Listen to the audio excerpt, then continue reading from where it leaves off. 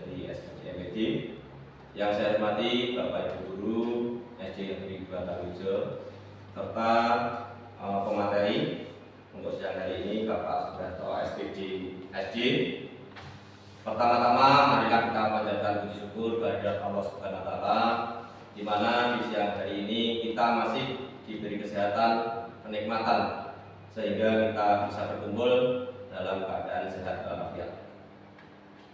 Pada siang hari ini acara paparan diseminasi dari pemateri Bapak Sudarto SPDSD dimulai. Acara yang pertama, pembukaan. Marilah kita buka dengan ucapan basmalah bersama. Bismillahirrahmanirrahim. Acara yang kedua, sambutan Kepala Sekolah SD Negeri 2 Tarujo. Beliau Ibu Sujiati dipersilakan.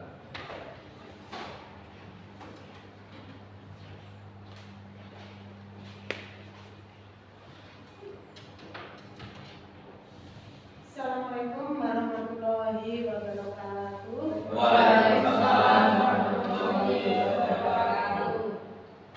Selamat siang, selamat sejahtera bagi kita semua.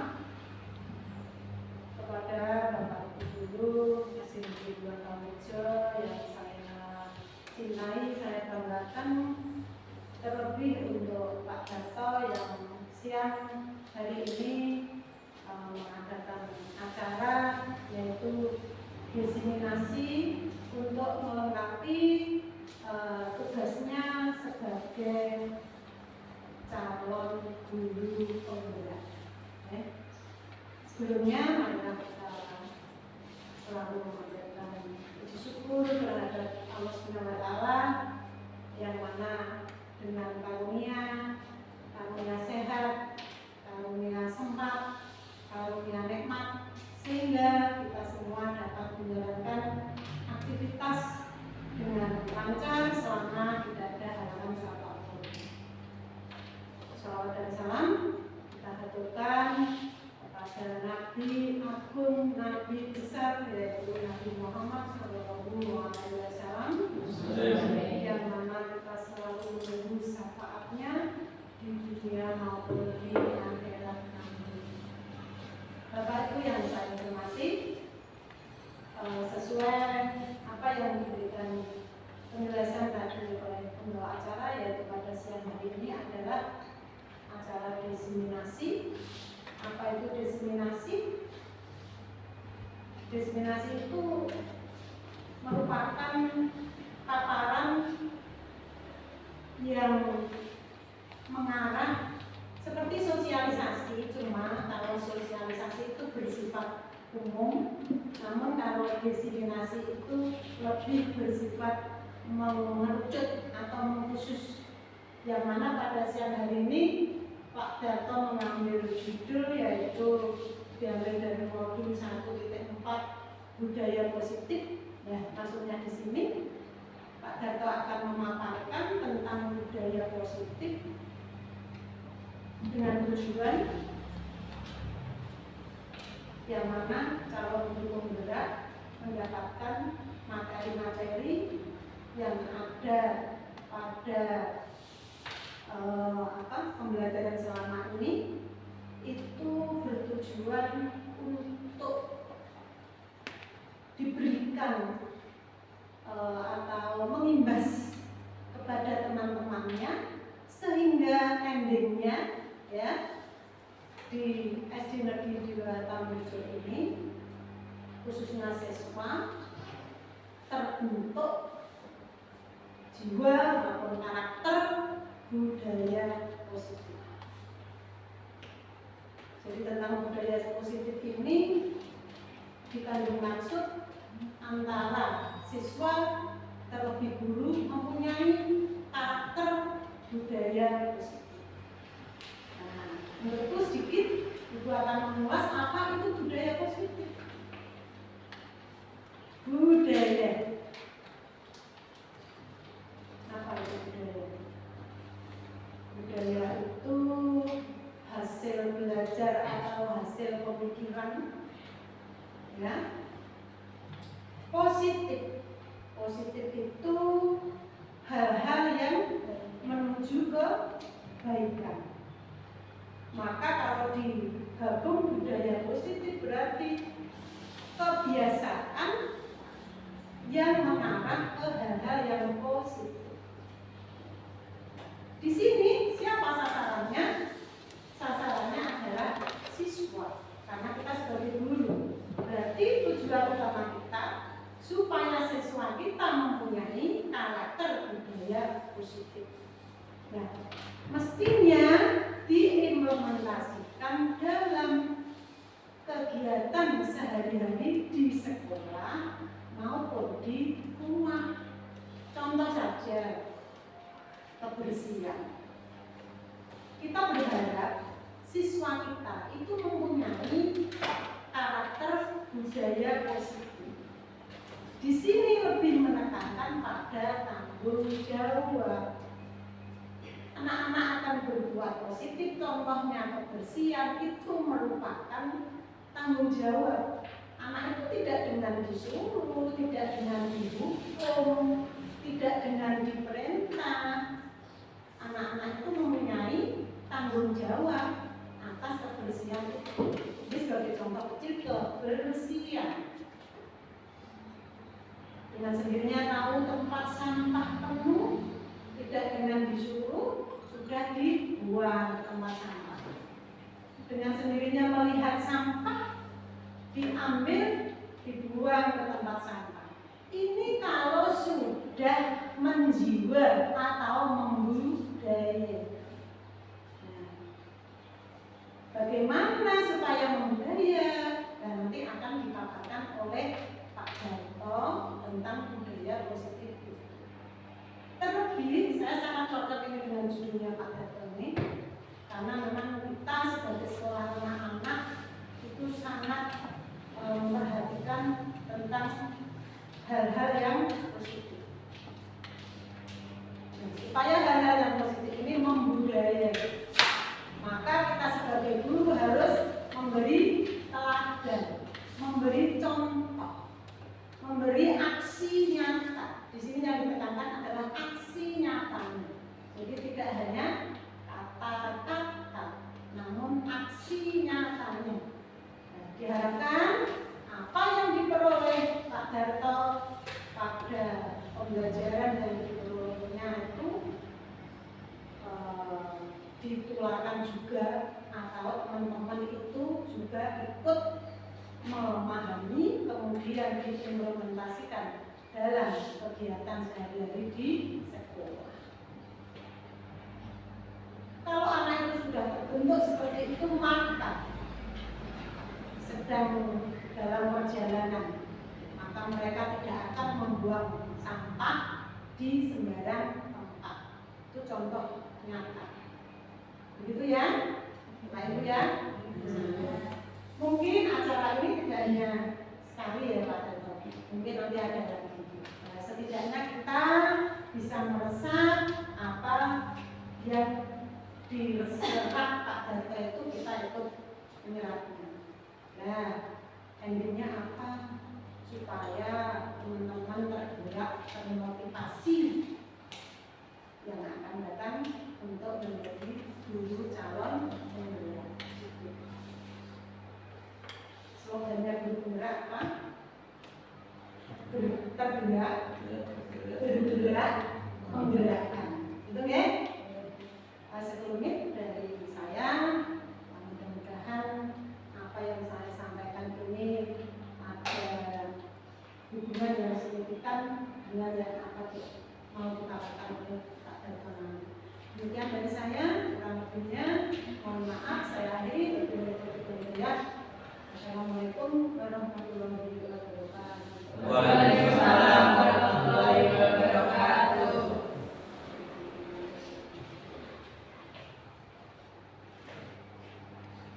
Terima kasih untuk Mbak Lula. Untuk acara selanjutnya yaitu acara inti, yaitu paparan diseminasi budaya positif dari pemateri kita, yaitu Bapak Sudarto SPD SD. Waktu kami persilakan.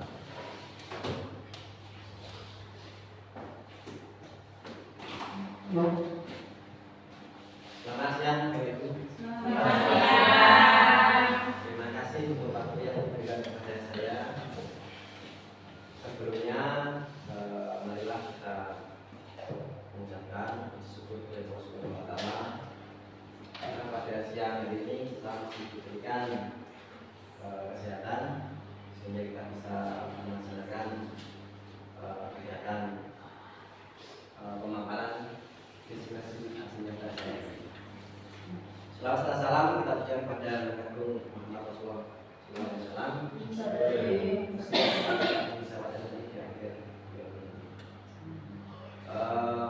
Bapak Ibu yang saya hormati, terima kasih untuk waktu yang diberikan sama di kepala sekolah yang mengembangkan waktunya dan teman-teman semua.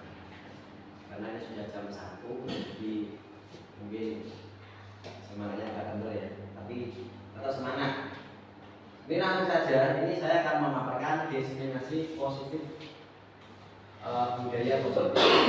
Apa itu diskriminasi positif itu? Nah, ini salah satu dari tugas saya sebagai calon penggerak angkatan 10. Mungkin nanti untuk tahap selanjutnya Bapak Ibu bisa mengikuti ya. Karena kalau dilihat di sini itu sebenarnya ada 16 1 ya ikut menjadi calon penggerak. Dan kemarin di SD 4 tampil itu banyak sekali ya. Mungkin nanti kedepannya bisa untuk mengikuti. Nah, ini perkenalan. Ini PP saya. PP itu pengajar praktik ya, pengajar praktik dari SMA Karangtayung, dan ini Fasil itu fasilitator. Fasilitator itu seperti guru. Jadi setiap hari, setiap kumpul itu ruang kolaborasi ya. Jadi kita Zoom meeting itu biasanya waktunya 3 jam ya. Itu setiap modul itu biasanya ada. Setiap modul itu ada call ya, ada call 3 kali. Seperti hari ini nanti saya ada call jam 3 sampai nyana sama besok. Terus yang fasilitator itu ini dari Kedung Jati ya, kita tidak pernah ketemu, hanya di dunia maya. Sedangkan yang PP itu sering ketemu. Kalau pas kita lokakarya itu pasti ketemu sama PP. Ya, dan besok pagi itu jadwal kunjungan PP ke sini untuk istilahnya berkunjung di sini, mengetahui aksi nyata apa yang sudah saya laksanakan, terus nanti berbincang-bincang dengan teman-teman. Tujuan dari pembelajaran ini ya, di sini saya akan menerangkan satu modul ya. Dalam kegiatan penggerak ini ada 3 modul ya. Ini sebenarnya 4 itu satu modul ada 4 bab ya, maksudnya seperti itu. Tapi keliru. Itu ada 1, 2, 3, 4 yang sedang saya lalui sampai 4 ini. Dan dari ini itu sudah masuk ke modul 2. Ya, ini bab 1, 2, 3, 4.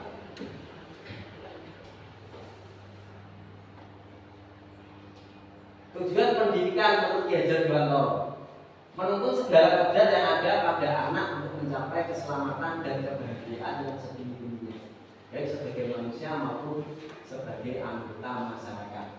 Itu tujuan pendidikan kita. Jadi Ki Hajar Dewantara itu seorang pahlawan ya, pahlawan yang penggerak pendidikan nasional. Beliau juga menjadi salah satu menteri pendidikan yang pertama kali di era Soekarno. Nilai-nilai dan peran guru penggerak, mungkin ini sekedar pengetahuan saja ya. Nanti jadi sebenarnya apa toh jadi guru penggerak itu yang nanti yang akan dicapai itu apa? Seperti ini. Nilai guru penggerak itu adalah mandiri, reflektif, kolaboratif, inovatif, berpihak kepada musuh. Terus perannya itu menjadi pemimpin pembelajaran. Jadi pemimpin pembelajaran menggerakkan komunitas praktisi itu seperti ini, atau komunitas ya KKD atau mungkin punya mobil apa ya. Terus menjadi coach bagi guru lain. Terus mendorong kolaborasi antar guru, mewujudkan kepemimpinan murid. Seperti ini kolaborasi ya. Jadi saya di sini bukan sebagai orang yang paling pintar, tetapi hanya istilahnya berbagi praktek baik. Salah satunya seperti ini. Terus visi guru penggerak. Visi guru penggerak itu ada visinya. Itu harus mampu mencerminkan nilai dan peran guru penggerak dalam mewujudkan profil pelajar Pancasila. Nah, di sini ada dua ya, inquiry apresiatif sama ya. Apa itu inquiry apresiatif? Yaitu pendekatan manajemen perubahan yang kolaboratif dan berbasis kekuatan dengan menggunakan prinsip utama psikologi dan pendidikan positif. Setiap orang mempunyai inti positif yang dapat memberikan kontribusi pada keberhasilan visi. Inti positif inilah yang menjadi potensi dan aset dari sekolah. Jadi sekolah itu juga punya aset. Aset sekolah itu sebenarnya macam-macam ya. Aset sekolah tidak seperti dalam laporan aset pajak itu tidak, bos.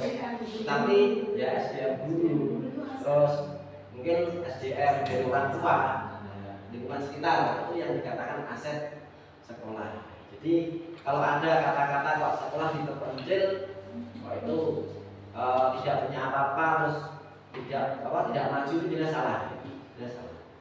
Karena aset itu banyak sekali. Terus inquiry dimulai dengan memetakan kekuatan baik dari diri maupun dari luar negeri. Luar negeri ya, bukan luar negeri. Mengidentifikasikan hal baik yang telah ada di sekolah dan merumuskan strategi guna mewujudkan perubahan ke arah yang lebih baik melalui serangkaian tahapan yang berkenaan dengan kerja. Ya, apa itu kerja? Mungkin asing bagi teman-teman ya. Saya juga mendengar kata kerja itu baru ini ya, jadi masuk dalam hidup penggerak. Arti kerja itu membuat pertanyaan. Ya, jadi setiap kita apa ya, istilahnya dalam mendekati anak atau dalam pembelajaran, itu yang pertama itu kita membuat pertanyaan. Pertanyaan apa yang akan diberikan oleh guru, terus nanti diambil pelajarannya. Ya. Nanti apa? Setelah dikasih pertanyaan itu nanti dia bagaimana? Terus kemudian digali mimpi, digali lagi, ya, digali lagi. Terus jabarkan rencana dan atur eksekusi. Atau eksekusi ini maksudnya istilahnya apa ya? Finishnya. Ya. Jadi ini nanti bagaimana? Endingnya ya, benar ending. Berdasarkan penerapan kerja tersebut akan muncul pembiasaan-pembiasaan profil disebut yang kita kenal dengan budaya positif. Jadi budaya positif itu bisa terlaksana ya, kita bisa membuat dengan alur kerja. Budaya positif di sekolah yaitu nilai dan kebiasaan di sekolah yang berpihak pada murid agar mereka dapat berkembang menjadi pribadi yang kritis, penuh hormat dan bertanggung jawab sesuai dengan profil pelajar Pancasila. Jadi di sini itu kalau di dalam pembelajaran penggerak, jadi anak itu pembelajaran berdasarkan kepada anak. Jadi setiap anak itu mempunyai karakter masing-masing. Jadi kita tidak bisa memberikan materi yang satu, tetapi dari karakter orang itu berbeda. Jadi nanti satu mesti tidak sama. Ya. Konsep utama budaya positif ini nanti ada 7 yang akan kita bahas. Perubahan paradigma belajar, disiplin positif, kebutuhan dasar manusia, motivasi perilaku manusia, restitusi positif kontrol guru, keyakinan keras dan segitiga restitusi. Apa itu sebenarnya? Nanti kita bahas di sini.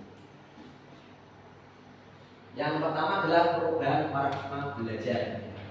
Jadi dari zaman ya, kita sebenarnya pendidikan itu dari zaman Belanda. Jadi kita alurnya itu dari Belanda. Jadi sekian bertambah kemajuan itu akan berubah. Jadi ini dalam membangun budaya positif sekolah dapat menyediakan lingkungan yang positif, aman dan nyaman agar siswa mampu berpikir, bertindak dan mencipta dengan merdeka, mandiri dan bertanggung jawab. Jadi anak itu diharapkan setiap pembelajaran itu merdeka. Jadi tidak punya beban pikiran. Jadi kalau anak dari rumah sudah punya beban pikiran, sampai sekolah tidak bakal masuk dalam pembelajaran. Disiplin sangat berkaitan dengan kontrol guru terhadap siswa. Nah, ini cobalah buka, ya ini ada tangan mengepal. Anda dan teman Anda akan melakukan kegiatan. Cobalah buka, ya, cobalah buka. Anda adalah A. Tugas Anda adalah mengepalkan salah satu tangan Anda. Coba Anda bayangkan bahwa Anda menyimpan sesuatu yang sangat berharga di dalam kepalan tangan ini. Anda perlu menjaga benda tersebut sekuat tenaga Anda karena begitu pentingnya untuk kehidupan Anda. Jadi ini adalah barang berharga. Sekarang tugas yang B itu apa? Teman Anda adalah B, boleh membujuk, menghardik, mengintimidasi, memarahi, membedah, memetik, bahkan menarik Anda uang agar Anda bersedia membuka kepala tangan Anda. Ya, kira-kira bagaimana? Ya, kalau di dalam kepala ini barang berharga, nah membuka apa nanti bagaimana? Nah ini ada 3 pertanyaan. Apakah Anda atau A membuka kepala tangan Anda? Dibuka atau tidak? Mengapa? Apa alasan Anda membuka kepala tangan Anda? Jadi dibuka alasan apa? Ada alasan apa?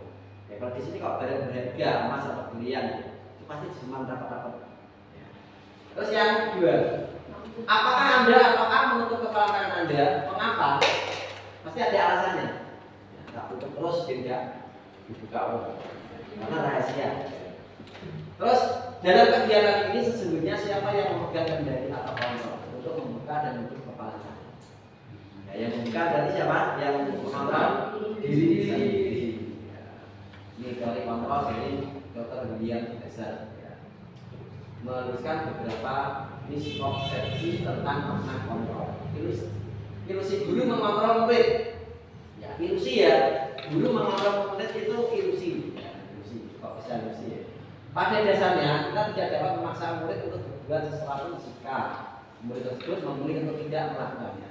Walaupun tampaknya guru sedang mengontrol peran murid, dan demikian terjadi karena murid sedang mengizinkan dirinya dikontrol. Jadi yang dimaksud adalah kita itu sebenarnya tidak mengontrol murid. Ya. Jadi harusnya itu kita tidak mengontrol murid. Kita disuruh manut sama murid. Ya, dalam pembelajaran program Pancasila itu kan sebenarnya segini. Kalau kita masuk di kelas itu lari, anak-anak mau pelajaran apa hari ini? Seperti itu. Jadi tidak terbalik ya. Jadi itu namanya ilusi. Ya, ilusi. Kalau ini berdasarkan cerita ya, kayak saya kan juga SMA kan baik. Itu kalau sudah jam 1 seperti ini, itu sudah tidak masuk pembelajaran. Pembelajaran bagaimana? Ya, dikasih tugas di luar kelas. Jadi dikasih tugas nanti mereka keluar mencari sesuatu, nanti ditentukan 15 menit atau setengah jam baru kembali ke sini. Karena kalau seperti kita ya dimasuk ke kelas, wes tidak bakal masuk. Biasanya dibujuk sendiri. Yang kedua, ilusi bahwa semua penguatan positif efektif dan bermanfaat. Jadi penguatan positif atau bujukan adalah bentuk kontrol segala usaha untuk mempengaruhi murid agar mengulangi suatu perilaku tertentu adalah suatu usaha untuk mempengaruhi murid tersebut. Yang ketiga, ilusi bahwa kritik yang membuat orang merasa bersalah dapat memakan karakter. Menggunakan kritik dan rasa bersalah untuk mengontrol murid menuju pada identitas gagal. Mereka belajar untuk merasa buruk tentang diri mereka. Mereka mengembangkan diri yang negatif. Yang keempat, ilusi bahwa orang dewasa memiliki hak untuk memaksa, yaitu ilusi. Jadi ilusi itu tidak nyata. Tapi karena kalau kemarin sebelum paradigma baru itu seperti itu, kita memaksa. Ya, zaman dulu kita pembelajaran semua dipukul rata, ya, harus bisa, harus masuk. Ya, kalau dia nanti dapat sanksi. Tapi sekarang tidak. Karena dengan paradigma baru, banyak orang dewasa yang percaya bahwa mereka memiliki tanggung jawab untuk membuat murid-murid berbuat hal-hal tertentu. Apapun yang dilakukan dapat diterima selama ada sebuah kemajuan berdasarkan sebuah komitmen kinerja. Apa yang namanya disiplin? Disiplin positif ya. Kedua, tadi yang pertama sudah pembelajaran paradigma baru. Yang kedua ini adalah disiplin positif. Apa makna itu disiplin? Ya, berasal dari bahasa Latin Lina, ya artinya belajar. Makna asal dari kata ini berkonotasi dengan disiplin dari diri murid-murid Socrates Soundclad. Disiplin diri membuat orang menggali potensinya menuju sebuah tujuan. Apa yang dihargai. Namun dalam budaya kita, makna kata disiplin telah berubah menjadi sesuatu yang dilakukan seseorang pada orang lain untuk mendapatkan kepatuhan. Kecenderungan umum adalah menghubungkan kata disiplin dengan ketidaknyamanan, bukan dengan apa yang kita hargai atau pencapaian suatu tujuan kita. Jadi kalau di sini kata disiplin itu menghubungkan dengan ketidaknyamanan. Kenapa? Ya, ada unsur memaksa, itu ilusi. Disiplin adalah kemampuan pemerintah diri sendiri dalam mengontrol dan menguasai diri untuk memilih tindakan dan mengacu pada nilai-nilai yang kita hargai dengan penuh tanggung jawab tanpa diperintah dengan orang lain. Nilai-nilai yang kita hargai adalah nilai kebajikan, sifat positif manusia yang merupakan tujuan mulia yang ingin dicapai setiap individu, yaitu nilai-nilai dalam profil pelajar Pancasila. Nah ini adalah nilai-nilai kebajikan yang ingin dicapai oleh setiap anak Indonesia. Kita kenal dengan profil pelajar Pancasila. Itu adalah beberapa ini: bermain dan bertakwa kepada Tuhan Yang Maha Esa dan bertakwa mulia, mandiri, bergotong royong, berkebinekaan global, bernalar kritis dan kreatif. Itu adalah profil pelajar Pancasila. Sekarang kebutuhan dasar manusia. Manusia itu mempunyai 5 kebutuhan dasar. Realitas atau kebutuhan dasar setiap orang berbeda. Kita harus berusaha memahami pandangan orang lain tentang ini. Setiap orang memiliki gambaran yang berbeda. Ini 5 dasar kebutuhan manusia itu adalah ada cinta dan kasih sayang, kebutuhan bertahan hidup, penguasaan, kebebasan, dan kesempurnaan. Jika dalam kebutuhan dasar manusia kita cukupi, maka manusia itu pasti happy, ya, pasti hidupnya juga akan senang. Jadi jika melakukan pembelajaran di kelas juga happy.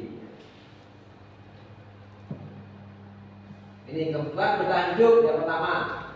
Kebutuhan bertahan hidup itu sebenarnya bersifat fisiologis untuk bertahan hidup, misalnya kesehatan, rumah dan makanan. Terus 2, kasih sayang dan rasa diterima, kebutuhan untuk diterima, ya. Kalau kita berteman, kok kita tidak diterima, ya, berarti kita tidak nyaman, ya, tidak nyaman. Kebutuhan ini dan 3 kebutuhan berikutnya adalah kebutuhan psikologis. Kebutuhan untuk disayangi dan diterima meliputi kebutuhan akan hubungan dan koneksi sosial. Kebutuhan untuk memberi dan menerima kasih sayang. Kebutuhan untuk merasa menjadi bagian-bagian suatu kelompok. Yang ketiga, penguasaan, ya, kebutuhan pengakuan atas kemampuan. Ya, kalau kita bisa sesuatu, ya, terus ada pengakuan, berarti kan kita juga merasa bangga. Tapi kalau kita merasa bisa sesuatu kalau tidak diakui, nah, pasti juga harusnya ya. Kapok ya. 4, kebebasan atau kebutuhan akan pilihan. Ya, kebutuhan untuk bebas adalah kebutuhan akan kemandirian. Otonomi, memiliki pilihan dan mampu mengendalikan arah hidup seseorang. Anak-anak dengan kebutuhan kebebasan yang tinggi memiliki pilihan. Mereka perlu banyak bergerak, suka mencoba-coba, tidak terlalu terpengaruh orang lain, dan senang mencoba hal baru dan menarik. Seperti anak didik kita, ya, itu kita sering merasa bosan. Seperti tadi, ya, ada yang gila tadi, ya. Nah, nangis itu karena apa, ya? Memang dia itu sering apa, ya? Sering usil. Tapi sering usil lawannya sama kelas tinggi, makanya kalah. Ya, kalau dia lawannya kelas bawah, bisa menang. Ya, seringnya mesti dia di kelas 4 dan kelas 5. Ini tadi sama kelas 6 ya. Dia pernah 6 ya? Ya, nangis ya. Tapi isben. Terus kesenangan, ya. Kita juga mempunyai kebutuhan untuk bersenang-senang, ya. Kebutuhan akan kesenangan itu kebutuhan untuk mencari kesenangan, bermain dan tertawa. Bayangkan hidup tanpa kenikmatan apapun betapa menyedihkan. Leser menghubungkan kebutuhan akan kesenangan dengan belajar. Semua hewan dengan tingkat inteligensi tinggi, anjing, lumba-lumba, primata dan lain-lain bermain. Itu juga manusia bermain, binatang juga bermain. Contoh kasus, Dinda seorang anak kelas 3 SD begitu tiba di rumah, sepulang dari sekolah menangis dan mengadu pada ibunya bahwa dia benci pada Ibu Rani. Gurunya, menurut Anda kebutuhan apa yang bisa dipenuhi oleh Dinda? Jika jawabnya, ibu guru tidak menyapaku hari ini, padahal aku pakai rambut baru. Itu sudah sepele ya, sepele. Cuma jepit baru tidak dilorek kan bumi. Itu biasanya anak kelas 1 ya. Terus yang kedua, tahun ini Dimas sudah usia 17 tahun. Dia senang sekali ketika ayahnya mulai mengajarkan cara menyetir mobil. Setiap akhir pekan dia berlatih menyetir. Dia terlihat senang sekali berlatih sampai akhirnya ia bisa menyetir mobil dengan baik dan benar. Ketika ibunya bertanya pada Dimas, apa yang membuat dia ingin bisa menyetir mobil? Ketika jawaban Dimas adalah menyetir mobil itu seru. Jadi kebutuhan apa yang dia ingin penuhi? Berarti kebutuhan apa? Seru, jadi senang dan senang. Kalau yang di atas tadi kebutuhan apa? Dia tuh ingin disapa, ingin disapa. Karena apa? Dia tidak terbiasa karena dengan sesuatu yang baru dia ingin disapa. Jadi, ini mau disapa atau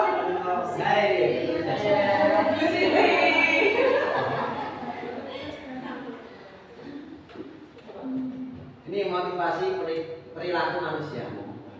Ini Gosset dalam bukunya Restructuring School Headline menyatakan satu, untuk menghindari ketidaknyamanan atau hukuman. Ini adalah tingkat terendah dari motivasi perilaku manusia.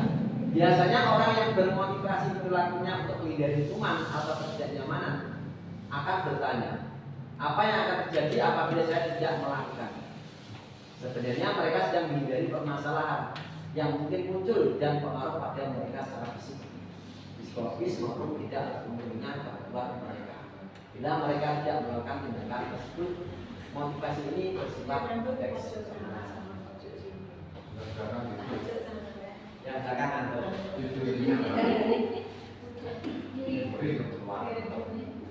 untuk mendapatkan imbalan atau pemberian dari orang lain. Jadi motivasi ada tiga tadi ya, motivasi perilaku manusia. Yang pertama tadi ya, untuk menghindari ketidaknyamanan atau hukuman. Tiga motivasi, menghindari ketidaknyamanan atau hukuman. Dan yang kedua adalah untuk mendapatkan imbalan atau penghargaan dari orang lain. Satu tingkat di atas motivasi yang pertama. Di sini orang berperilaku untuk mendapatkan imbalan atau penghargaan dari orang lain. Orang dengan motivasi ini akan bertanya, apa yang akan saya dapatkan apabila saya melakukannya? Apa yang saya akan dapatkan bila saya membantu Anda? Terus mereka melakukan sebuah tindakan untuk mendapatkan pujian dari orang lain yang menurut mereka penting dan mereka letakkan dalam dunia berkualitas mereka. Mereka juga melakukan sesuatu untuk mendapatkan hadiah, pengakuan atau imbalan. Motivasi ini juga bersifat eksternal. Pengakuan itu hanya ucapan saja sudah bentuknya pengakuan. Dan yang ketiga, untuk menjadi orang yang mereka inginkan dan menghargai diri sendiri dengan nilai-nilai yang mereka percaya. Mungkin nanti Bapak Ibu ada di posisi mana? Orang dengan motivasi ini akan bertanya, akan menjadi orang yang seperti apabila saya melakukannya. Mereka melakukan sesuatu karena nilai-nilai yang mereka yakini dan dihargai. Dan mereka melakukannya karena mereka ingin menjadi orang yang melakukan nilai-nilai yang mereka yakini.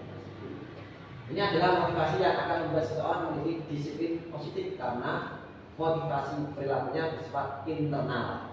Jadi kalau kita lihat dari tiga motivasi perilaku manusia yang bisa menjadikan disiplin positif Jadi yang mengarah yang ke nomor 3 ini. Ini sebagai seorang guru saat Anda hadir mengajar di kelas tepat waktu. Motivasi apakah yang mendasari tindakan Anda? Apakah Anda datang tepat waktu karena tidak ingin ditegur oleh atasan Anda dan kemudian mendapat surat peringatan, menghindari ketidaknyamanan dan hukuman? Atau Anda ingin mendapatkan pujian dari atasan Anda dan mendapat penghargaan sebagai karyawan yang lebih berprestasi,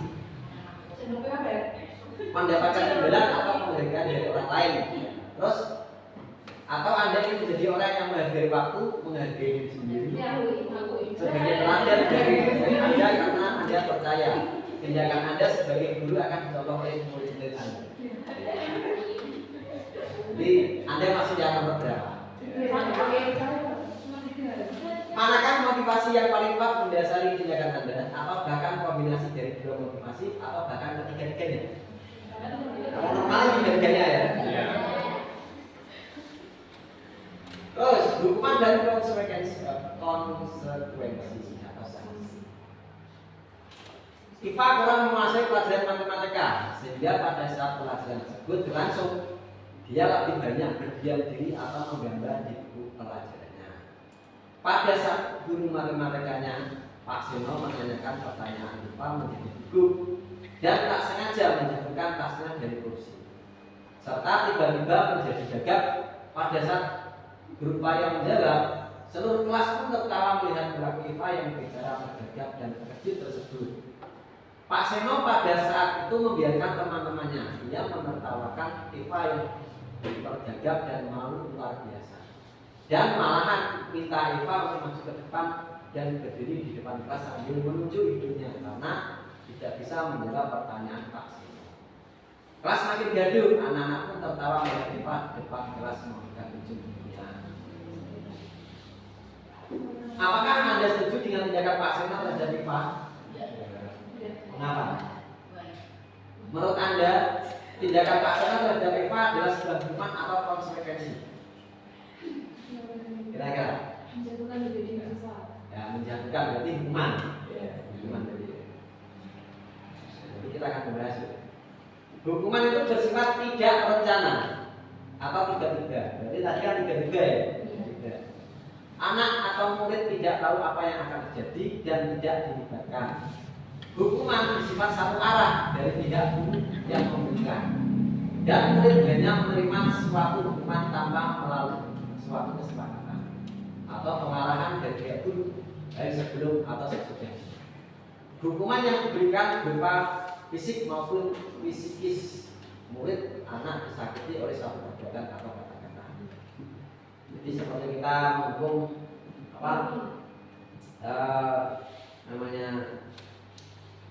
berdiri di depan kelas, itu kan membuat malu kan? Itu kan termasuk hukuman. Sedangkan konsekuensi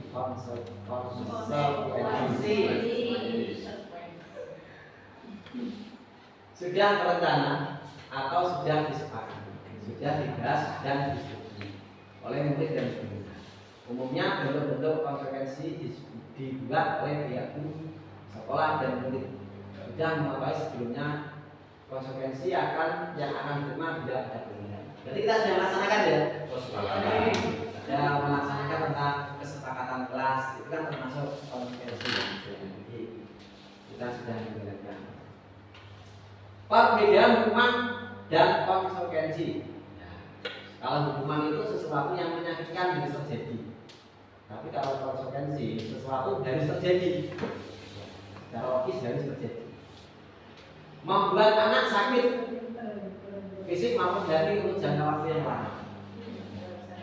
Kalau konsekuensi membuat anak merasa tidak nyaman dan jangka waktu pendek, tidak nyaman. Terus kalau hukuman, anak membenci kedisiplinan. Tapi kalau konsekuensi, anak menghargai disiplin. Paksaan, kalau yang satu adalah tanggapan. Mendorong anak menyakiti diri sendiri, yang satunya mendorong anak agar mudah menyelesaikan diri. Jadi berbeda ya. Konsep diri yang buruk, konsep diri yang baik. Tujuannya anak belajar untuk menyembunyikan kesalahan. Kalau hukuman kan biasanya ya karena digembok. Terus anak belajar untuk mematuhi aturan. Dia sadar karena sudah ada kesepakatan dengan dia sendiri. Makanya dia akan belajar mematuhi aturan. Marah, rasa bersalah dipermalukan, merasa tidak dihargai. Kalau konsekuensi kehilangan hak, dibuat tidak nyaman, diasingkan untuk sementara atau temporer. Itu perbedaan hukuman dan konsekuensi. Ayo beralih hukuman dan konsekuensi. Tindakan guru mencatat 100 kali dalam buku kalimat saya tidak terlambat lagi karena datang ke sekolah. Hukuman atau konsekuensi? Lari memenuhi lapangan basket 2 kali karena terlambat di sekolah. Membersihkan coretan yang dibuat di meja tulis. Murid diminta push up 20 kali. Menggantikan kertas teman yang telah dirobeknya. Berjemur di lapangan sekolah jam 12. Berdiri di depan kelas karena tidak bisa menjawab pertanyaan. Sekarang kita masuk ke restitusi. Apa itu restitusi? Restitusi adalah proses menciptakan kondisi bagi murid untuk memperbaiki kesalahan mereka, sehingga mereka bisa kembali pada kelompok mereka dengan karakter yang lebih kuat. Restitusi juga merupakan proses kolaboratif yang mengajarkan murid untuk mencari solusi untuk masalah mereka dan membantu murid berpikir tentang orang seperti apa yang mereka ingin menjadi, tujuan kuliah, dan bagaimana mereka harus memperlakukan orang lain. Itu restitusi. Ini ya. Ada identitas gagal, identitas sukses. Kalau hukuman, sesuatu yang menyakitkan harus terjadi, pasti. Tapi kalau konsekuensi, sesuatu harus terjadi. Restitusi itu merupakan pilihan. Jadi ada pilihan. Terus tidak nyaman untuk murid dengan jangka waktu panjang, tidak nyaman untuk murid anak dengan jangka waktu pendek. Yang restitusi menguatkan untuk anak dalam jangka panjang. Terus korban, ya. Hukuman itu korban. Tapi kalau konsekuensi itu korban bisa diabaikan. Korban mendapatkan ganti. Ya, seperti tadi merobekkan itu teman, itu mendapat ganti.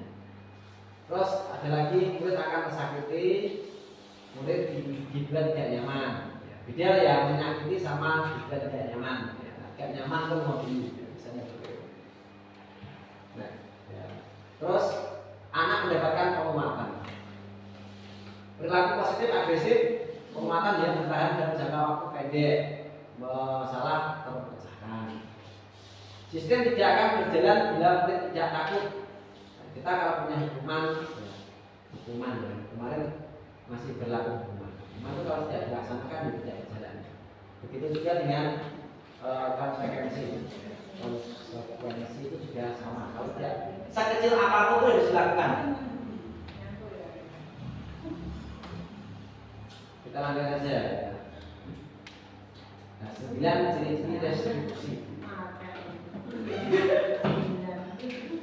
Ada 9. Bukan untuk menembus kesalahan, namun untuk belajar dari kesalahan. Memperbaiki hubungan. Hubungan bisa dulu sama murid, ya. Tawaran bukan paksaan. Tawaran yang tadi merobek kertas yang tawari.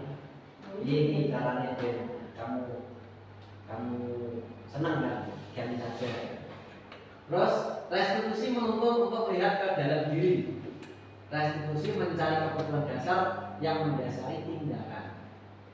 Restitusi diri adalah cara yang paling baik. Restitusi fokus pada karakter, bukan tindakan. Restitusi fokus pada solusi. Restitusi mengembalikan murid yang berbuat salah pada kelompoknya.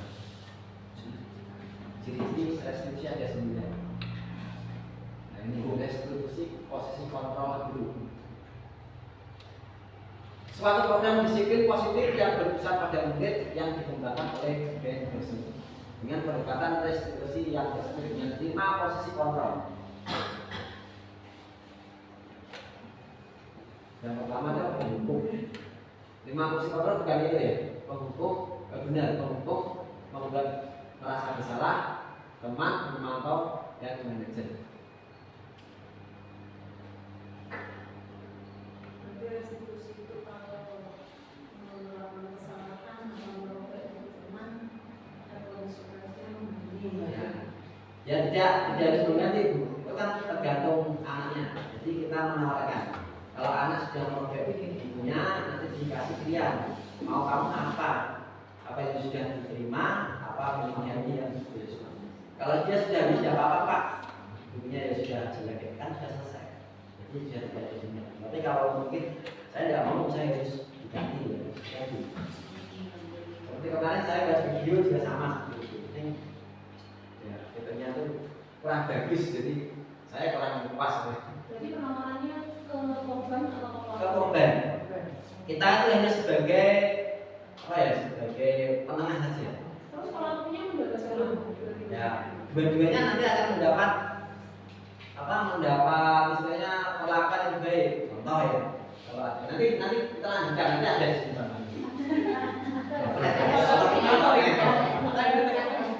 Nanti sampai di situ ya. Nah, penghukum, seorang penghukum bisa menggunakan hukuman fisik maupun verbal. Penghukum, nada suara tinggi, bahasa tubuh, mata melotot, dan dari penunjuk menghadap. Terlambat lagi, pasti terlambat lagi. Kalau datang terlambat, kapan bisa datang tepat waktu? Biasanya kan nadanya tinggi ya. Terlambat lagi. Tanyakan kepada diri Anda, bagaimana perasaan murid bila guru berbicara seperti itu pada saat muridnya datang terlambat. Hasil kemungkinan murid marah dan mendendam atau bersifat agresif. Oleh setiap ini pasti sudah paham. Mungkin sebenarnya. Mungkin seperti kita juga pernah menjadi korban ya zaman sekolah dulu. Kalau kita terlambat, ya pasti guru BP itu selalu mengancam, entah itu mengancam apa. Betul kan akan terkenang sampai sekarang. Ini kasus Adi yang datang terlambat tapi sudah.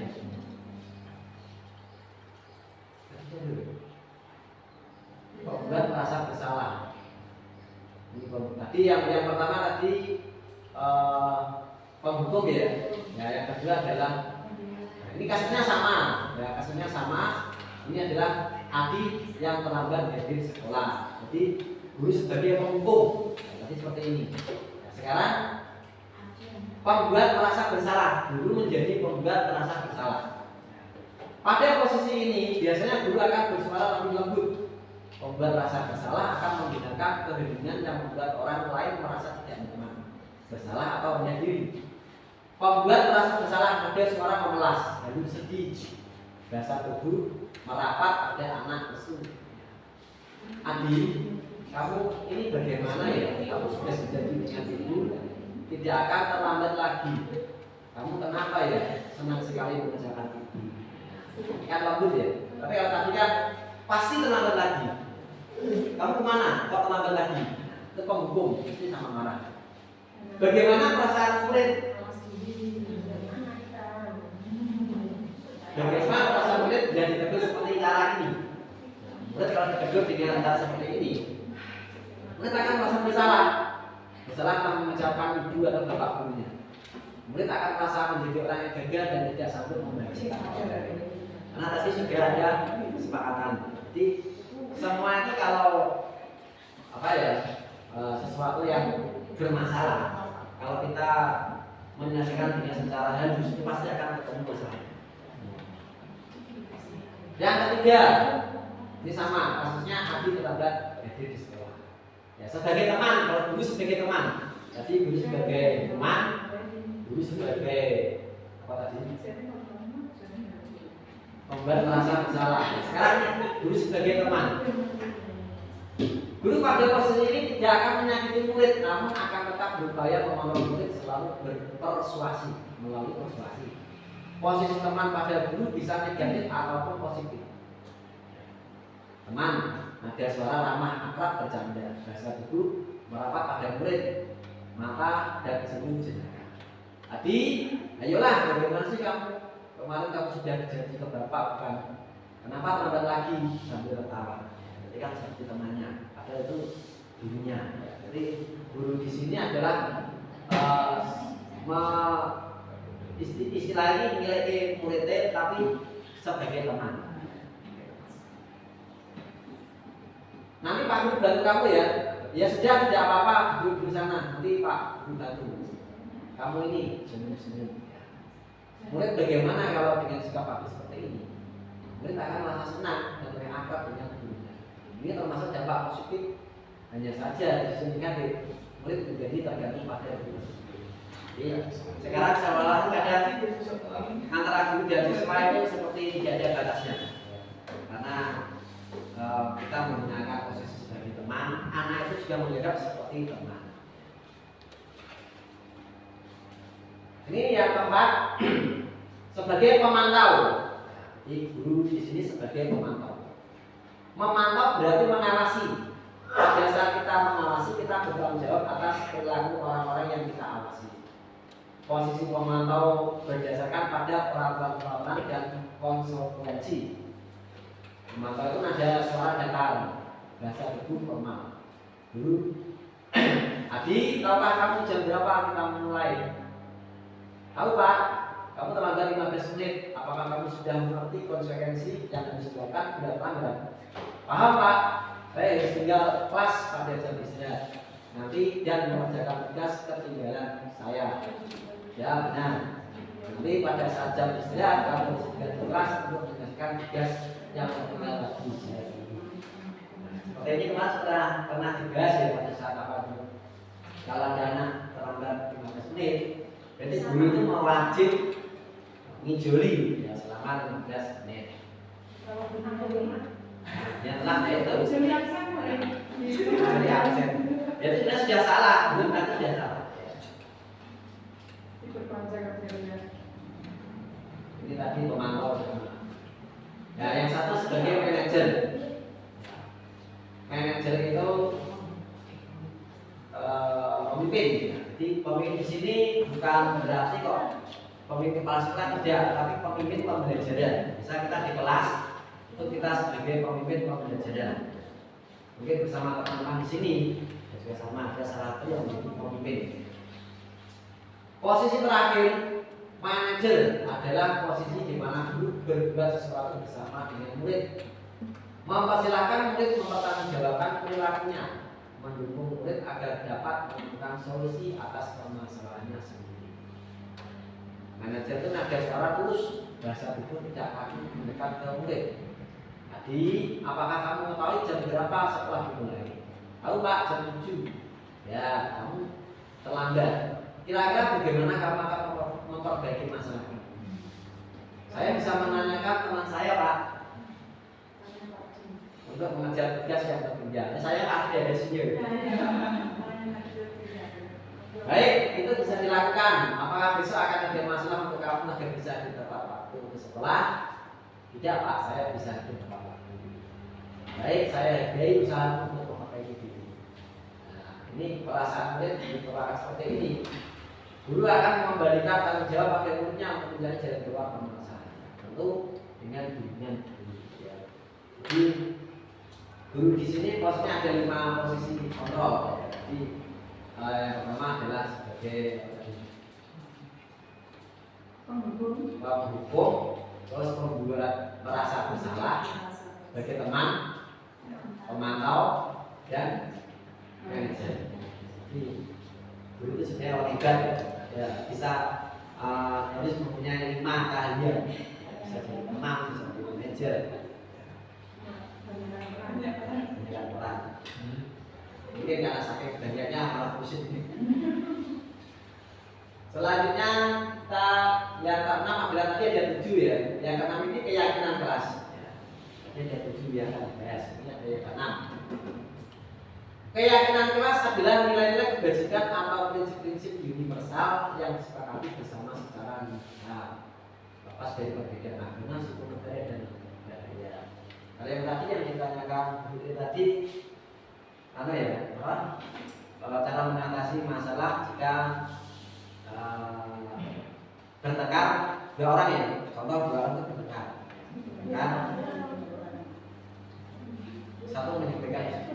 Sebagai guru itu menggunakan restitusi, jadi mencari pokok permasalahan. Bisa ditanya nanti dari anak bisa dipanggil. Dipanggilnya itu posisinya pas jam istirahat.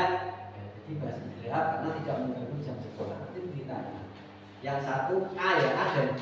Mungkin tadi bertengkar sebagai dulu. Ini satu sebagai SD. Yang anak ditanya, kenapa kamu melakukan seperti itu? Nah, nanti juga sama. Terus nanti yang kedua, terus endingnya itu maunya apa? Jadi yang A itu maunya apa? Bukan dari supaya maunya apa? Kalau A ya apa enggak apa-apa. Itu sudah selesai. Tapi kalau yang A tidak bisa Pak, saya harus minta kedua. Nah, ini adalah ganti rugi, harus ganti dua. Kalau yang B harus siap. Kalau yang B yang tidak siap, berarti nanti kan terjadi perpecahan masalah lagi. Dari posisi guru harus bisa mengatasi masalah itu. Mungkin bisa memahami ada satu saja. Karena tadi seperti ini kan bisa. Jadi bagaimana seorang guru itu tadi meyakinkan muridnya. Kalau dia berbicara kepada siswanya dengan sangat yakin dan sangat dengan penuh kasih sayang, pasti anak tersebut akan menjadi guru. Misalnya anak saya punya tujuan kesempatan ini, saya minta lebih seperti itu. Ya itu kan bisa saja, tapi karena dengan mungkin pandainya gurunya mengatur bicara itu kan bisa. Jadi nanti kalau punya lebih seperti ini, nanti kalau ini bagaimana nanti kan bisa. Jadi mungkin bisa diceritakan apa dulu, ya. Supaya tujuannya anak itu biar cukup yang di subjek satu itu satu saja. Gitu. Mengapa keyakinan kelas? Mengapa tidak peraturan kelas? Jawablah pertanyaan berikut. Mengapa kita memiliki peraturan tentang penggunaan helm pada saat mengendari kendaraan roda 2 atau motor? Kemungkinan jawaban Anda adalah untuk keselamatan. Mengapa kita tidak memiliki peraturan tentang penggunaan masker dan cuci tangan setiap saat? Kemungkinan jawaban Anda adalah untuk kesehatan atau keselamatan. Nilai-nilai keselamatan atau kesehatan inilah yang kita sebut dengan suatu keyakinan. Kita yakin kalau kita pakai helm kita aman, selamat. Kita yakin kalau kita pakai masker itu aman. Pembentukan keyakinan sekolah atau kelas. Keyakinan kelas bersifat lebih abstrak daripada peraturan, lebih rinci dan konkret. Keyakinan kelas berupa pertanyaan-pertanyaan universal. Pertanyaan keyakinan kelas senantiasa dibuat dalam bentuk positif. Keyakinan kelas hendaknya tidak terlalu banyak sehingga mudah diingat dan dipahami. Keyakinan kelas sebaiknya sesuatu yang dapat diterapkan di lingkungan tersebut. Semua warga kelas hendaknya ikut berkontribusi dalam pembuatan keyakinan kelas lewat kegiatan curah pendapat. Bersedia meninjau kembali keyakinan kelas dari waktu ke waktu. Jadi keyakinan kelas itu sebenarnya tidak paten, jadi bisa diubah setiap saat. Itu berarti selain ada konsekuensi kelas, sekarang ada tambah lagi ada keyakinan kelas. Bisa memberi contoh keyakinan kelas contohnya berupa ya. Untuk keyakinan kelas mungkin bedanya antara keyakinan kelas dan konsekuensi. Kalau konsekuensinya kita intinya seperti ini. Kita membuat peraturan, bukan peraturan, tapi kesepakatan tadi. Kesepakatan tadi kita mungkin datang tepat waktu atau di kelas tidak boleh makan dan minum. Tidak ada kata-kata tidak. Makan di luar kelas, itu kata ya. Boleh makan dan minum di luar kelas.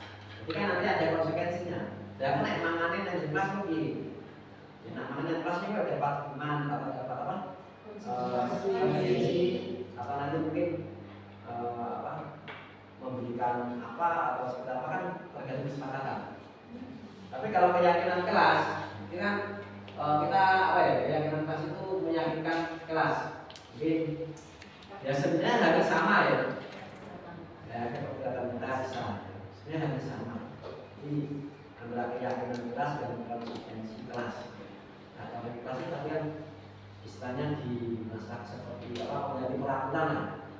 Kalau keyakinan kelas kita tertuju pada diri sendiri.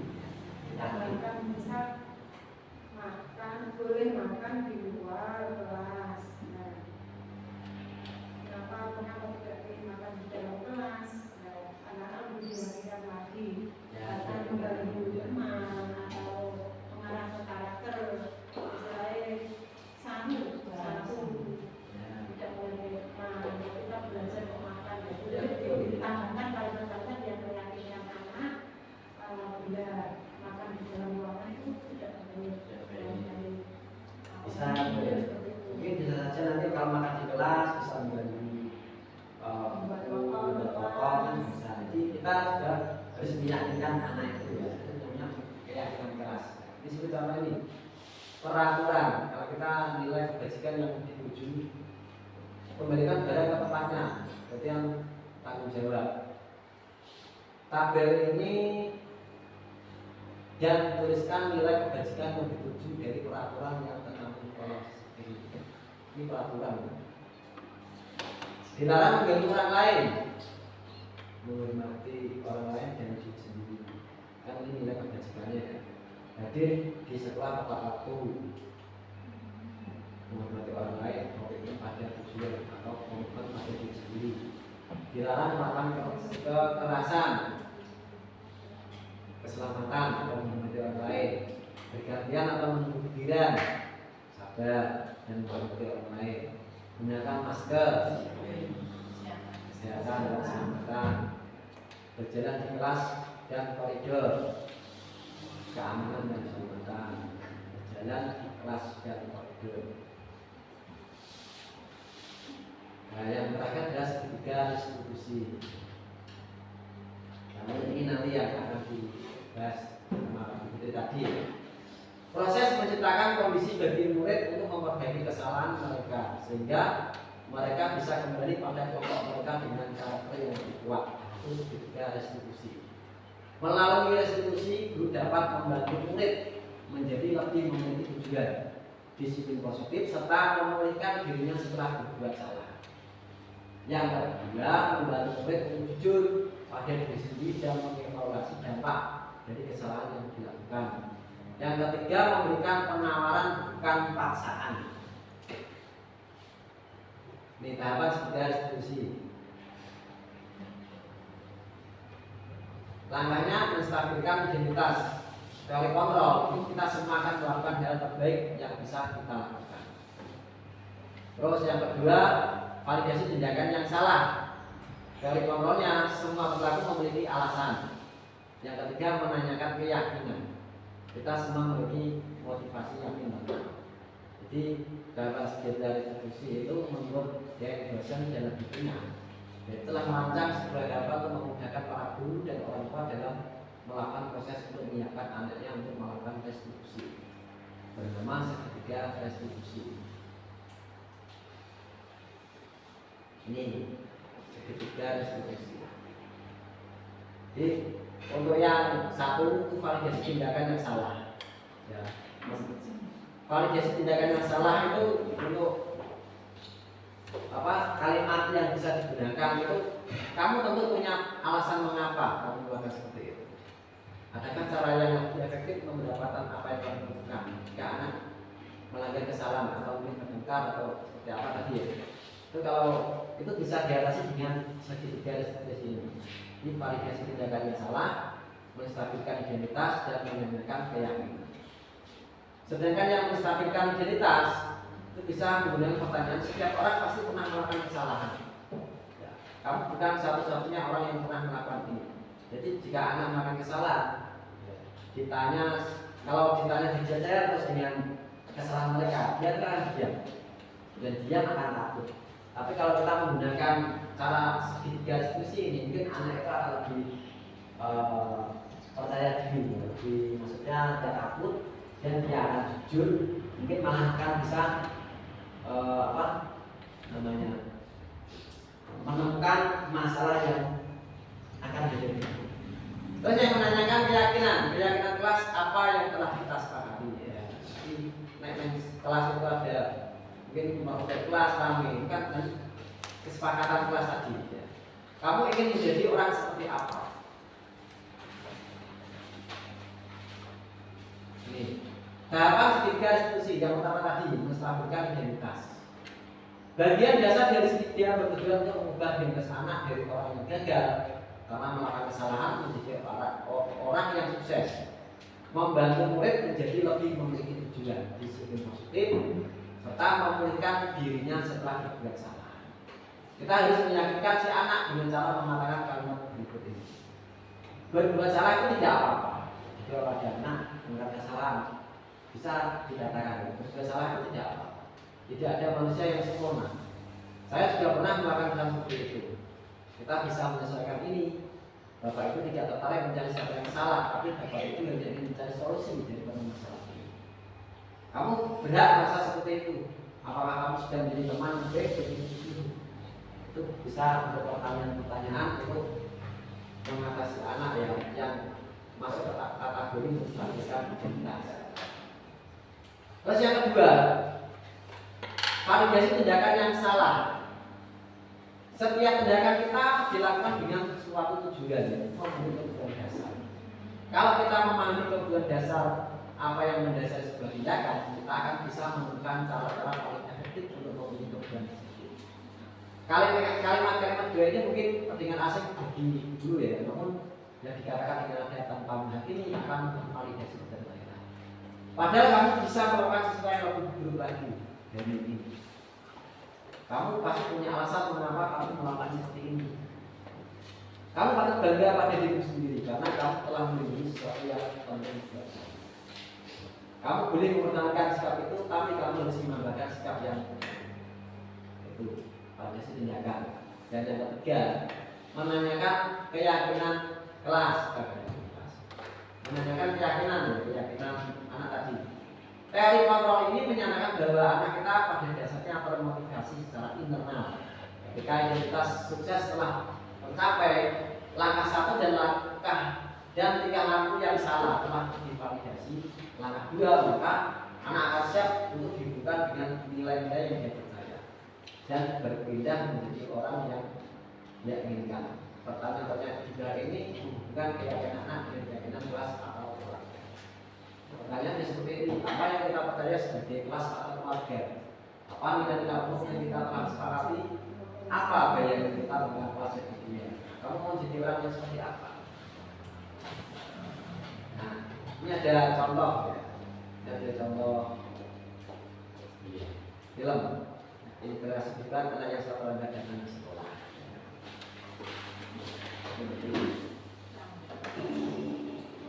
Maaf Pak, saya terlambat. Dani, kamu lagi. Kamu itu gak kapok-kapok ya, Bapak kasih hukuman. Capek dong Pak Dani. Langsung aja, sini tangan. Ini bisa disimak. Jangan gini. Maaf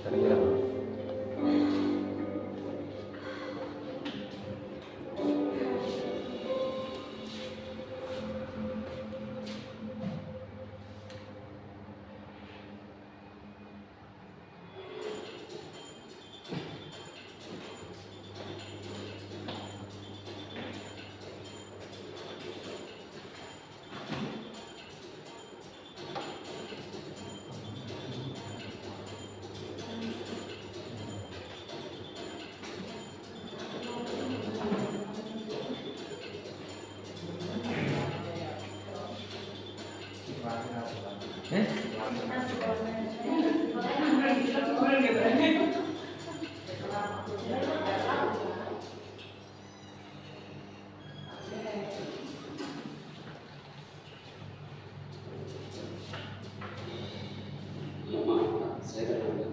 Dani, kamu tahu nggak sekarang ini jam berapa? Jam 1 siang Pak. Jamnya salah Pak. Jam berapa itu? Jam berapa? Ternyata Jam 1 siang Pak. Kamu itu kan kelas siang ya?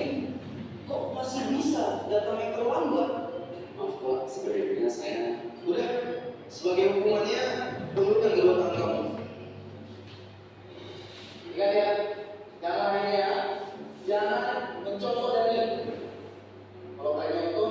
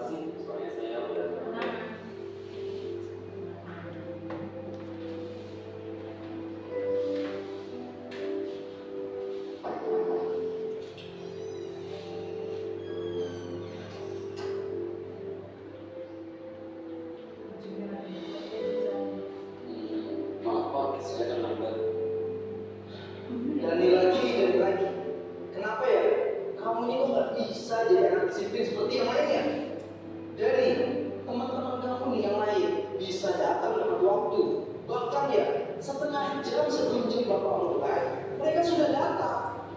Bapak sebenarnya dari... Benar, dari Bapak nggak mau dengar apapun alasan kamu. Kamu tahu kan? Harus apa? Sini, kedua tangan kamu. Dani, dengar ya, bahwa kamu masih aja datang terlambat. Bapak nggak akan segan-segan untuk selalu lakukan ini sama kamu setiap hari. Dan ini berlaku untuk semuanya. Gimana ya?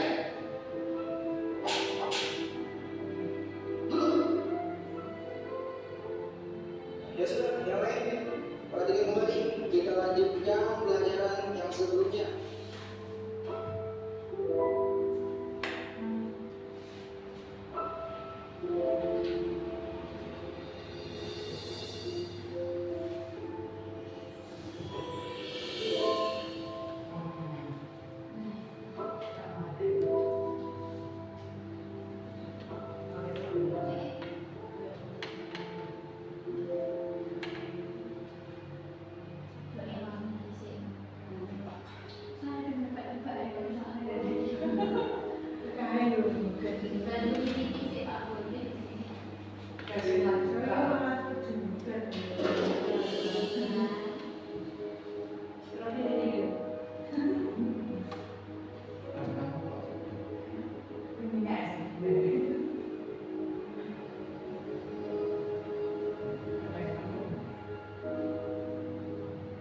Jadi kakinya mau dibawa kemana Pak? Biar saya bantu. Udah, kalau saya waktu ini sama sendiri. Tapi Pak, Bapak kan habis jatuh. Gak apa-apa, mama masih kuat kok. Tadi sehabisnya aja nextnya. Beneran minta Bapak. Iya, gak apa-apa. Kamu masuk kelas saja sana. Sudah jam segini loh. Ya udah deh Pak, saya permisi dulu.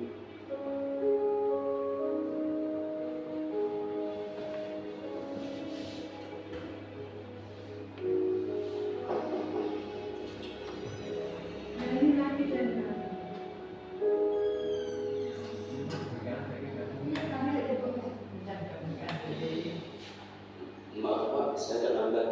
Dani, kamu lagi. Kamu itu gak kapok-kapok ya? Kalau kasih hubungan. Kok bisa? Sampai terlambat seperti ini loh. Maaf Pak, saya... Udah, capek Bapak Dani. Langsung aja. Sini tangan kamu.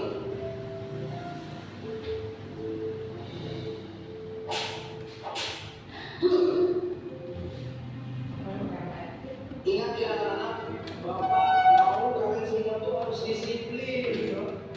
Jangan colok Dani datang ke sekolah seenaknya aja. Datang terlambat. Gimana mau sukses nantinya? Gak akan bisa sukses kalau seperti itu ke depannya.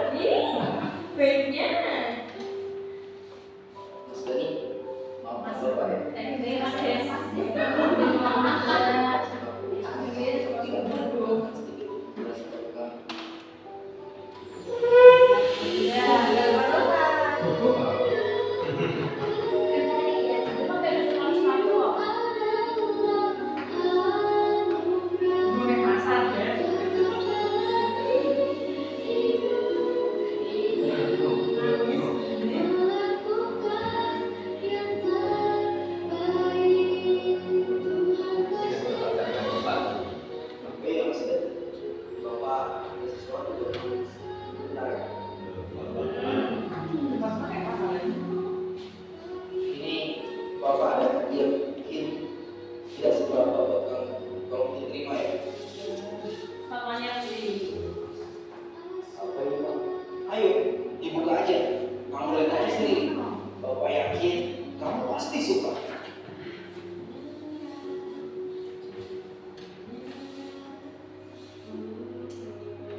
Wah, ini sepatu sekolah. Ini buat saya, Pak. Iya, sepatu itu buat kamu. Biar kamu gak datang terlambat lagi ke sekolah. Alhamdulillah. Terima kasih ya, Pak. Saya janji tidak akan menambah sekolah lagi. Iya, Bapak juga ucapkan terima kasih.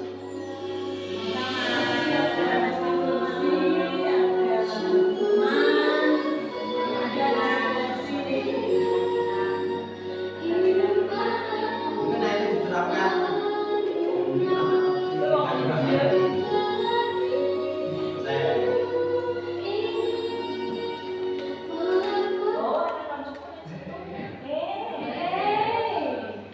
Ini teman-teman saya satu kelas. Di dalam satu kelas ini ada apa? Satu kelas itu ada 12 orang dan satu kelompok ada 6. Jadi 6 orang ini mesti selalu bersama. Tapi kalau lokal itu satu PP-nya ya. Jadi yang PP bisa mengelola ke sini.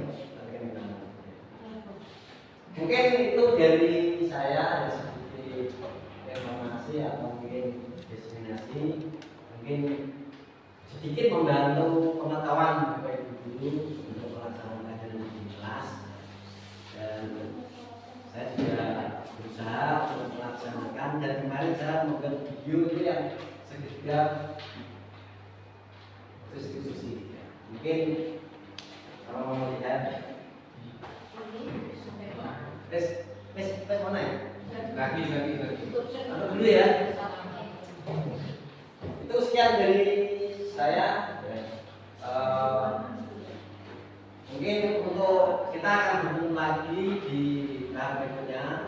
Mungkin nanti di setiap akhir modul itu masih ada tugas yang harus saya lakukan. Seperti ini. Kemarin pernah ada video, jadi juga berbeda lagi. Terima kasih untuk waktunya. Terima kasih. Terima kasih.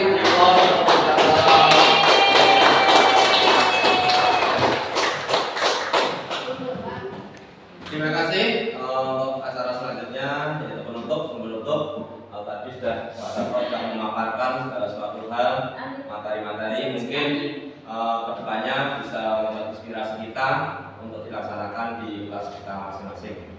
Untuk acara selanjutnya yang penutup, mari kita tutup dengan ucapan hamdalah bersama. Alhamdulillah. Assalamualaikum warahmatullahi wabarakatuh.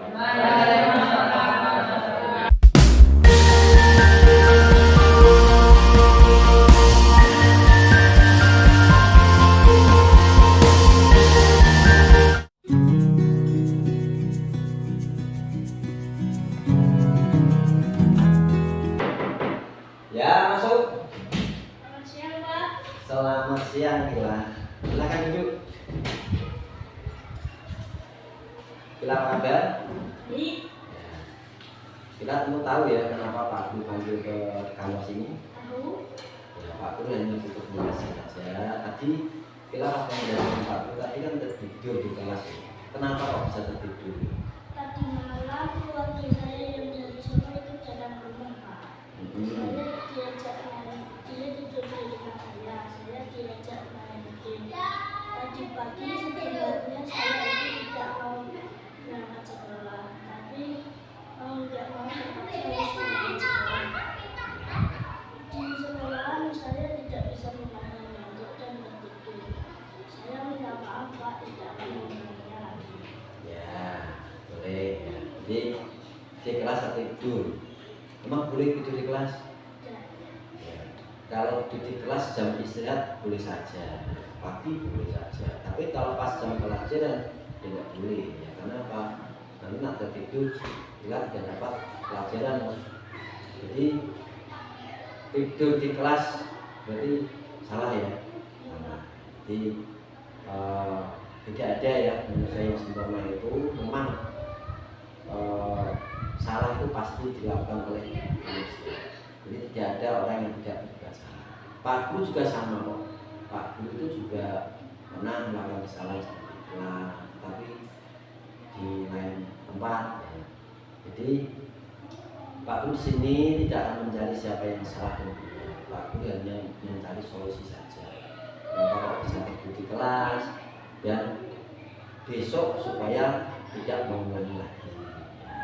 Jadi kelas sebenarnya bisa melakukan yang lebih itu tadi, karena tadi malam bermain game sampai larut malam, akhirnya pagi ngantuk terus tidak berangkat ke sekolah, itu bisa saja kita lakukan. Tapi kita tetap melakukan berangkat sekolah, itu bagus sekali. Jadi meskipun sudah melakukan kesalahan, tetapi kita tetap masih bertanggung jawab. Jadi dipertahankan itu ya. Jadi meskipun salah tetap ya, jadi jangan takut. Di sekolah, ya, di sekolah itu adalah keluarga yang kedua. Di rumah itu keluarga yang pertama, di sekolah keluarga yang kedua. Jadi percaya tidak kalau di sekolah itu juga keluarga ya. Nah, jadi kalau di sekolah itu juga keluarga, berarti kita juga harus menaati peraturan yang ada atau kesepakatan kelas. Kemarin kita sudah kesepakati bersama teman-teman yang lain bahwa di kelas itu harus bertindak aktif. Bertindak aktif, ya, tidur itu kan tidak aktif, ya, tidur itu kan pasif. Jadi lain kali tidak boleh dilakukan lagi ya. Nanti kalau malam ya jangan larut malam, ya. Jadi tidurnya jangan larut malam. Apa bayangan Kila tentang kelas yang ideal? Kelas yang terlihat apa itu rapi gitu Pak. Ya, rapi, benar. Ya, yang penting nyaman. Ya, kelas itu harus nyaman. Jadi kalau kita melakukan di kelas, ya kita di kelas ada pembelajaran terasa nyaman. Itu nanti menangkap pembelajaran juga enak. Nah, Kila itu ingin menjadi orang seperti apa? Menjadi orang yang bertanggung jawab dan melakukan sesuatu apa yang bisa saya lakukan. Ya, jadi Kila itu ingin menjadi orang yang bertanggung jawab dan bisa melakukan apa yang Kila lakukan. Ya, bagus sekali ya. Jadi memang ya kita itu harus punya tanggung jawab, dan tanggung jawab itu memang sulit dilakukan. Tetapi kalau jiwa kita satu, Yowes aku harus tanggung jawab ya. Jadi ya harus dilakukan sampai kapanpun itu ya. Jadi sekali lagi ini cita-cita Kila mau jadi apa? Tentara ya. Kalau cita-cita tentara, berarti tentara itu harus disiplin waktu. Jadi kalau bangunnya kesiangan, ya itu nanti tidak akan jadi tentara. Ya, tentara itu sikap tegas karena membela negara. Karena tentara itu sering hidup bangunnya kesiangan, ya, negara kita tidak aman. Oke, baiklah. Ya, jadi dengan adanya sikap Kila seperti ini, berarti untuk pembelajaran Kila ya. Jadi nanti di depan tidak boleh melakukan lagi. Nah sekarang Kila boleh istirahat dulu, jajan, nanti setelah itu baru masuk ke kelas bersama ibu dan teman. Oke, silakan istirahat dulu ya.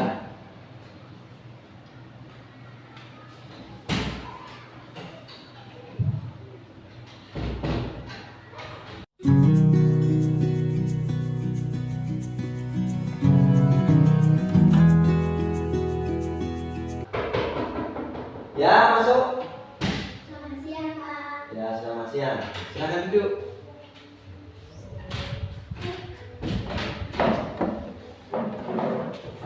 Selamat siang ya, Sarum dan Mira. Siang Pak. Ya, tentu saja kalian berdua dipanggil Pak Guru ke sini pasti sudah tahu belum? Sudah. Ya, pasti sudah tahu. Ya, jadi di kelas tadi pas pelajaran Pak Guru kalian berdua saling bertengkar. Saling bertengkar dan tidak memperhatikan Pak Guru dalam mengajar. Tapi kenapa tadi kemarin Pak bisa seperti itu? Saya merasa bosan Pak di pelajarannya Bapak, sehingga saya mengganggu Salam dengan kata-kata itu. Saya hanya ingin bercanda Pak. Nah, bercanda. Terus Salom? Saya tidak terima Pak, masa saya dikatain kayak bebek? Kan saya manusia, saya sangat marah Pak.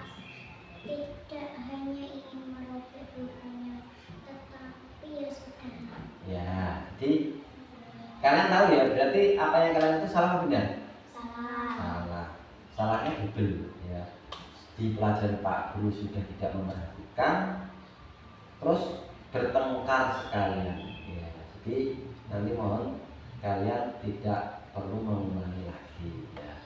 Nah, di sini Pak Guru tidak akan mencari siapa yang salah dan siapa yang benar, karena semua manusia itu punya kesalahan yang sama. Jadi tidak ada manusia yang sempurna terus tidak disalah, tidak ada ya. Jadi Pak Guru juga sama. Pak Guru itu juga punya kesalahan, mungkin bisa saja seperti kalian, tetapi dengan kesalahan itu kita bisa mengambil hikmahnya dan tidak mengulangi lagi ya. Jadi itu kalian bisa mencari solusi ya, mencari solusinya. Terus Salom bisa saja melakukan lebih buruk lagi, karena sudah dikatakan Nera seperti itu. Ini tadi mengatakan ya, saya juga tidak hanya ingin merobek ya, berarti kan mungkin bisa yang lain tapi tidak dilakukan ya.